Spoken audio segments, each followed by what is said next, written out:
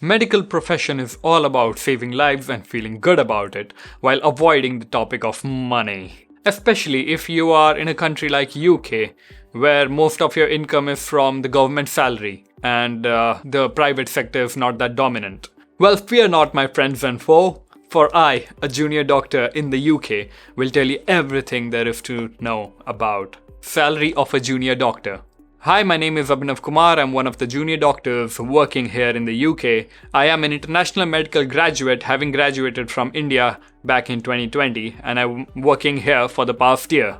But I have come to a good understanding of what exactly drives a junior doctor's salary. So here's the big number, the one that you've all come looking for.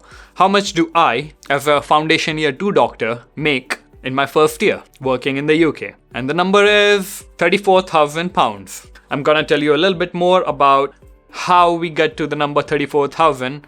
But wait, is £34,000 by 12 all I take home in a month? Well, not exactly. That is where the magic of banding comes in. And if you are a junior doctor watching this video, then I hope by the end of this discussion, you'll be able to read your own salary slip quite clearly and know what each of the categories in the salary slip are for. In fact, it's even mentioned on the government website, as well as many other places. And it also increases every year to keep up with the rising cost of living. So for an FY2 doctor in this year, the basic salary, as you can see on the screen, is £34,000 and rounding error. For an F1, that will be a little less, and for anybody senior, it will be clearly a little more. And that's all dependent on the nodal point at which your salary is. So what is this basic salary or basic pay that I'm talking about? Well, if we come back to my chart, you can see that there are 5 nodal points before somebody becomes a consultant. So it's not just your seniority that decides your pay increment.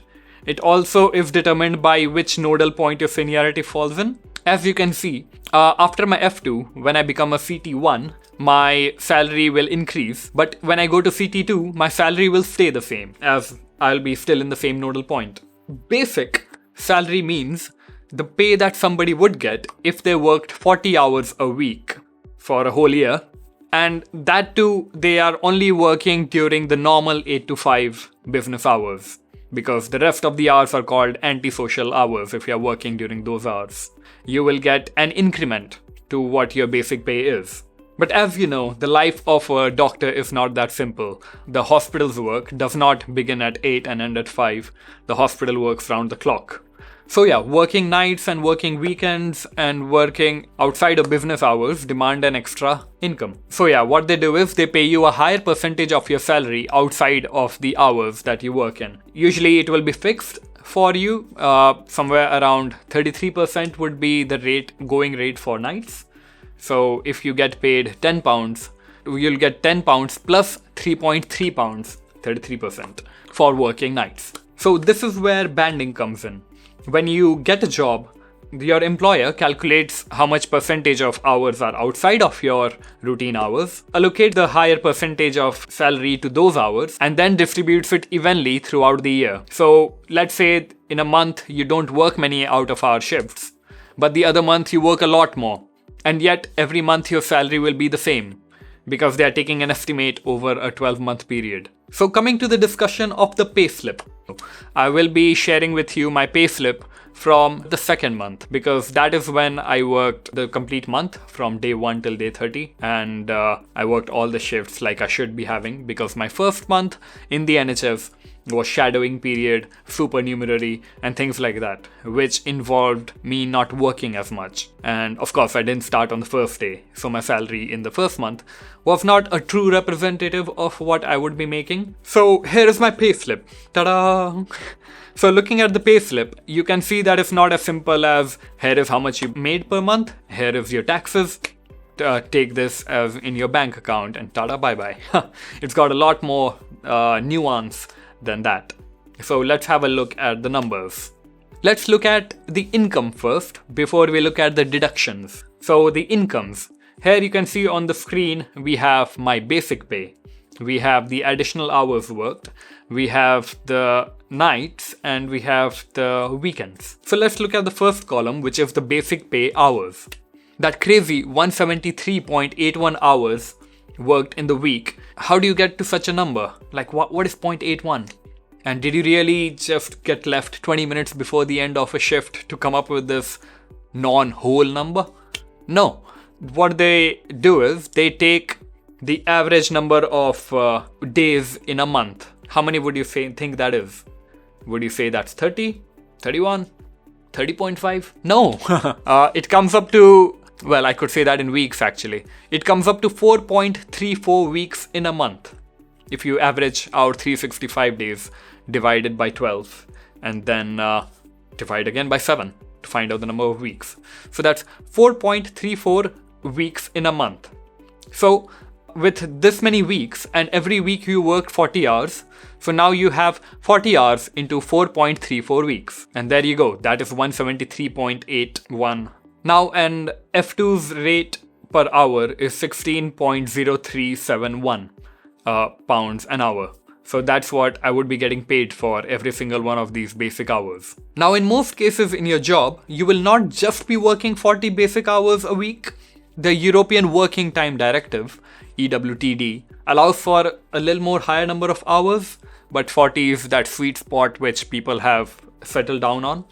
We work 4.5 hours more per week than the 40 hours. So this extra 4.5 hours a week multiplied by 4.3452 weeks in a month comes up to the additional hours, which is 19.55 hours. And once again, that is paid at my standard basic pay, which is 16.3071. Now you saw that the whole 44.5 hours worked in a week multiplied by 4.34 to give you the number of hours worked in a month were all paid at the basic pay rate. And that's only true if you've only worked during the 8 to 5 or the normal business day. But what about if you did not work just during those normal time periods outside of the standard business day hours?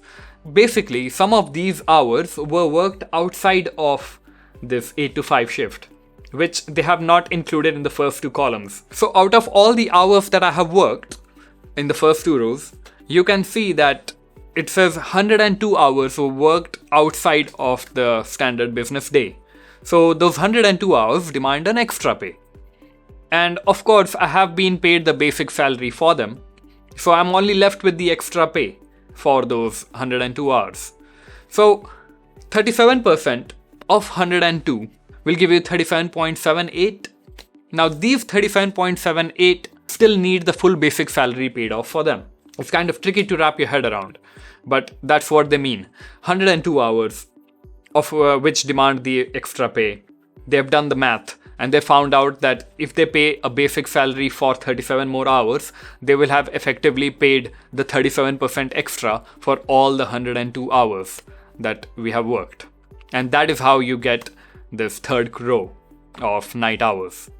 So that got me 616 pounds. Now finally, my rota comprises me having to work every second to every third weekend. You cannot work every weekend, that would not meet the European Working Time Directive, but you can start working 1 in 2 weekends to 1 in 3 weekends. And then you go lower and lower, 1 in 3 to 1 in 4, 1 in 4 to 1 in 5, etc. So if this happens to be your case, in my case it came up to 1 in 2 to 1 in 3, that based on this chart right here will command an even higher pay. I'm eligible for 10% more of my basic income. So that extra 10% gives me 283.43 pounds this month. So in summary, focusing on all the income I have made, this is what it is. My basic salary, 34,012 pounds. My extra hours worked, which came up to 4.5 hours, that attracted an annual salary increase, 3,826.25 pounds. Me working every 1 in 2 to every 1 in 3 weekends attracted an extra 10% income, which came up to 3,401.20 pounds. And the nights that I work in a week, that comes up to 23.3 hours. That gets me paid an extra 7,393 pounds. So in total, before taxes, and I mind you, before taxes, because this is the UK, and in general, So in total, my final salary comes up to £48,632 and 91 pence. Yay! Did you tell them about me yet? Hey, who are you? I'm the taxman. What do you want? You got their hopes really high up there. 48,600, huh? And? What about my share? But I did tell them. Let me just clarify anyway. Sorry, my bad. So like I was saying, this payment is before my taxes. So coming to deductions. What are you doing? Looking for undisclosed income. Now coming to the deduction side, here we have a look at all my deductions. So as you can see, it took me about a month or two, but eventually I started paying something called pay as you earn, which in some other countries you would be familiar as tax deducted at source, which means every month some of the salary is withheld by your employer and paid off as taxes to the taxman. So this month I paid £489 and I will continue to keep paying this until my salary increases to a point where I enter a higher tax bracket.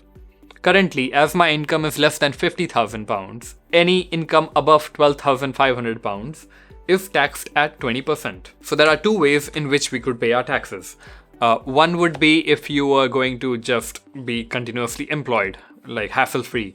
Then we would know that you would earn this much in 12 months. You find out the tax that you owe in 12 months over that total income, divided by 12 and charge that to you monthly. And the other method is you pay as you earn, where you are not initially charged for any income that you are making on a monthly basis below the taxable bracket. And the moment you enter, you are only charged on that income there and then, for now being in the taxable bracket basically. So if you leave at the end of 10 months, you are not being charged extra because your monthly percentages would have been higher if you were to take a 12-month average. So which is why we pay our taxes on a monthly basis. And the first 1 or 2 pay slips that you make in the UK will have no pay as you earn taxes on them, because of course at that point, let's say if you've only earned £4,000 in the first month before taxes, there is literally nothing to tax you on because you're still under the tax bracket for pay as you earn. Of course, you'll be paying other things like your pension, your national insurance, and any other debt that you owe, like the UK med students owe the med school student loans. So that is deducted to them right there and then before they get the salary. So yeah, our model is pay as you earn, and as you can see in this month, I paid £489. Then I pay something called national insurance, and I am under national insurance type A. Type A is for employees, and for self-employed or businessmen, they have a different national insurance bracket. So what is national insurance? It is something which helps pay a lot of bills for the government, and including things like the NHS as well as other departments, and here is a long list for that. Although the NHS is funded a lot more by general taxation than by national insurance. So even though I could say my national insurance is paying my own salary, it's only such a small percentage of their total NHS expense that is, obtained from the national insurance. Rest of it is just general tax. So yeah, in a way, I am paying my own salary, but it's very minuscule. And here's a chart to show how much the NHS is dependent on national insurance versus general taxation for its operations. So do I have to pay national insurance? Apparently not. I can choose not to pay national insurance, but then that would mean that when I needed some help, let's say if I wanted some NHS facilities, I would not be eligible to claim them for free because I never paid my national insurance. So let's say you are a self-employed person and you choose not, or you have like a limited liability company or something, and you choose to not pay your national insurance. But when it comes time for you to obtain NHS services, you will end up getting money deducted for NHS facilities, which the rest of the population doesn't have to because they pay the national insurance. So how much is the national insurance? So this national insurance is not like taxation, where the more income you make, the more taxes you pay. There is a ceiling at which you reach and you don't pay much more national insurance for anymore. So for an income between £242 and £967 per week, you have to pay 12% national insurance. And for any income above £967 per week, you will only pay 2% on that. And that goes on. So you are capped at 2%, even if you are earning $1 million. So my national insurance for this month came to £360.57. So now let's look at the pension. Now, pension is something that you pay into, and they often use the term pension pot. So it's like a pension that you can choose to opt into. By default, you are opted into, but apparently you can choose to opt into more than one pension pot. So when you work in the NHS, you are provided the NHS pension, which happens to be one of the best pension plans around. And any money that you put into it will end up benefiting you years down the line, like a typical pension. So in my case, the 9.8% of my pre-tax income going into the NHS pension every month comes up to £277 in a month. And I know years down the line, I will benefit from it. Oh, hi. Thank you, Abhinav, for looking after me in my old age. You're welcome, old Abhinav. And pension, the 9.8%, that I pay into the pension comes out of only the basic hours that I have worked. So no additional hours, no nights, no weekends. It's just 9.8% of the 40 hours that I work in a week that are eligible for basic pay. It only takes the first row of my payment, which is just the purely basic pay, and takes 9.8% of that and puts it into my pension. So let's say if I were to earn £100, then 9.8% of that would go into the pension pot. So £9.8 would go into the pension, NHS pension for myself. For the £9.8 that didn't get taxed, if I was in the 20% tax bracket, that would mean £1.9 that would have just been lost. Now, if you make it into thousands, you can imagine losing out quite a bit of money to taxation if you choose to not pay into the pension. So it is advisable to pay into NHS pension, which happens to be one of the best. But in the initial years, when you're fresh in the UK, you might be in dire need of a little more income, and that is when you would choose to opt out of pension. But given that it's one of the best pension plans around, more details of it are beyond the scope of this video, really. So the benefit of this particular pension outweighs the extra money that you will end up getting in the initial years, for what I think. If you want to opt out of NHS pension, you just need to speak to your human resource manager or even your junior doctor administrators, and they could help you with it. I never really needed this extra bit of income. We are already in the £2,000-3,000 per month range.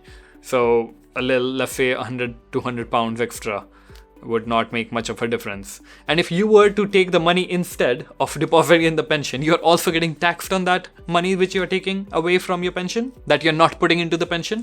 If you can put the money into your NHS pension, then I would say you keep doing it, because it's one of the things that will assure your future. So I would urge you to continue to put money into your NHS pension, regardless of what others have said, with the amount of income that you make, unless you have a dependent who's not earning.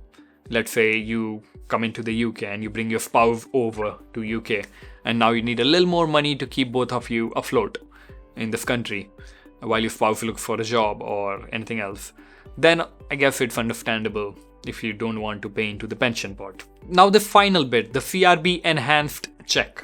What is this? Because I was starting my job as a doctor, I require an enhanced background security check to make sure I'm not a terrorist, not affiliated to a terrorist organization, and any other wrongdoing, no outstanding criminal investigations. So I'm going to be dealing with a lot of vulnerable people, so the check is important for my profession. So it costs around £35-36, which my employer took upon themselves and then billed me every month for it. So I was in debt to them for the CRB Enhanced check, and after about 3 to 4 months of I eventually managed to pay it off. So every month they deduct around £10 something, until finally it was £7 remaining, and that they deducted in the last month, and that is it. So I've paid off my enhanced check now, but that's what it is in the bill. So there you have it. In my first proper month working as a junior doctor in the NHS, I made £4,052. before taxes and ended up paying out £1,137. And that brings my net effective income to £2,914.86. That in Indian rupees would be around 2,90,000 rupees. So if we think of my rent, which is around £500 to £600 a month, I'm still taking home a good chunk, around £2,300, which I say would be decent, and then you include food bills and everything. So I have around £1,500 to save up every month. So all in all, that comes up to roughly £35,000 a year, which I get to take home after taxes. And if I were to just earn my basic salary of 34,000 and change pounds a year, I would only be taking home around £24,000 a year. And right now I'm taking home 35. So this extra hours, night shift, weekends add an extra £10,000 after taxes to my take-home salary. So now, if this is appealing to you, and if you're not yet working here as a junior doctor in the UK, then you can check out this video right here, where I have given you a step-by-step breakdown of my journey coming to UK. And it will help you in every step of the way, right from your internship days in med school all the way to starting your first job in this country. My name is Abhinav Kumar and you're watching Thrown in the Deep. And I'll see you in the next video.